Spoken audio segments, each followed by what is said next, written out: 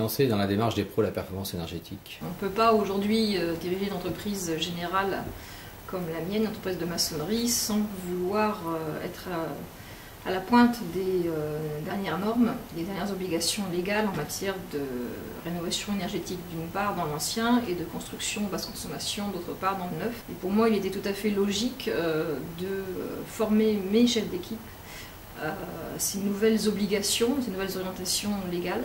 C'est dans la démarche de l'entreprise depuis que j'y suis, depuis 12 ans, où j'ai renouvelé mon personnel en totalité. Et aujourd'hui, j'ai 17 salariés d'une moyenne d'âge de 30 ans qui sont tournés vers l'avenir et à qui j'essaye d'apporter le savoir, les qualifications et les formations adéquates pour les marchés d'aujourd'hui et de demain. Oui, on est formé à ça de toute manière, puisque on a été réformé sur Sens à faire la brique monomure, qui est quand même dans ce principe-là, à la fois des économies d'énergie et du respect de l'environnement.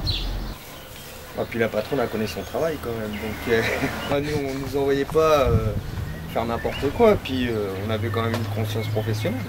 C'est déjà dans l'habitude de l'entreprise de toute façon de respecter les normes à fur et à mesure qu'elles évoluent, et nous à chaque fois on fait que s'adapter, et on est toujours plus que le DTU l'indique, donc on essaie toujours de faire un peu plus. Tu as formé ton personnel aux formations FIBAT. J'ai choisi de former tous mes chefs d'équipe au nombre de 6, ce qui représente un gros tiers de mon effectif, presque 50%. À l'époque, nous étions 15. De manière à ce que chaque équipe, à qui je donne une grande autonomie, puisse pouvoir gérer les interfaces avec le client. Mes chefs d'équipe ont vraiment le rôle d'intervenant, pas seulement exécutant, mais d'intervenant conseil et formateur auprès de la clientèle, et de jouer le rôle de relais permanent, d'expliquer pourquoi tels choix ont été faits, en tout cas de confirmer les choix qui ont été les miens, d'expliquer comment les matériaux ont été mis en œuvre et dans quel but et avec quelle norme. Puis avec Internet, maintenant ils se renseignent un peu de tout et rien, ils sont au courant de pas grand chose non plus.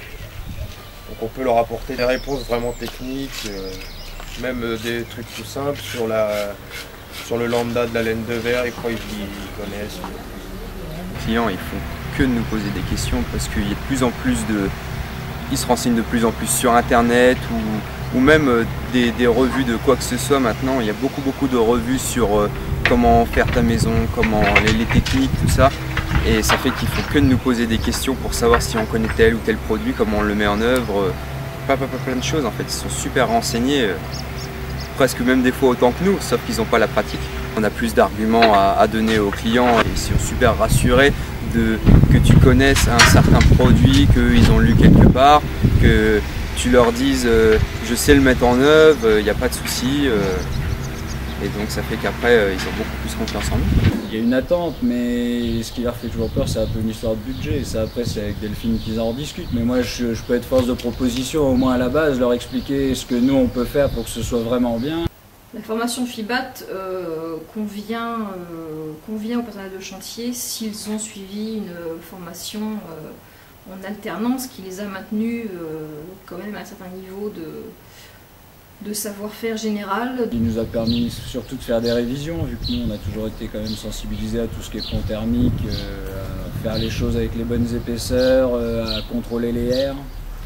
Ça nous a permis quand même aussi de bien tout redéfinir dans le bon ordre et de faire les choses bien carrées. Nous rendre compte de la manière dont on trie les différents postes, les fenêtres, les isolations de dalles, les isolations de rampants, de murs, ça a bien tout séparé, de manière à pouvoir conseiller le client au plus près de la réalité, de pouvoir vraiment le conseiller pour qu'il fasse des économies. De ne pas juste lui vendre un produit et de vendre aussi une manière de travailler. Moi c'est surtout le DPE, après les perditions de chaleur, tout ça, on savait à peu près d'où ça venait. Ça nous a apporté c'est surtout plus d'argumentation, plus de solutions à apporter. Les ponts thermiques, faut faire attention même à scotcher la laine de verre. On ne faisait pas spécialement avant, quoi. Donc, ça nous a permis d'approcher vraiment les points techniques particuliers, comme les rupteurs thermiques qui sont en train de créer quand on fait des balcons ou ce genre de choses. Le scotchage des pare-vapeurs et le fait de mettre la laine de verre derrière les rails de manière à pouvoir vraiment faire une continuité dans le pare-vapeur. Tout un tas de petits détails comme ça qui sont importants et qui étaient un peu négligés. FIBAT c'est plus une ouverture d'esprit vers essayer de faire des économies d'énergie, je pense. Ça nous met déjà, on va dire, dans la bonne voie. C'est motivant pour le personnel de suivre ce type de formation? J'ai été très surprise de la réactivité de mes chefs d'équipe.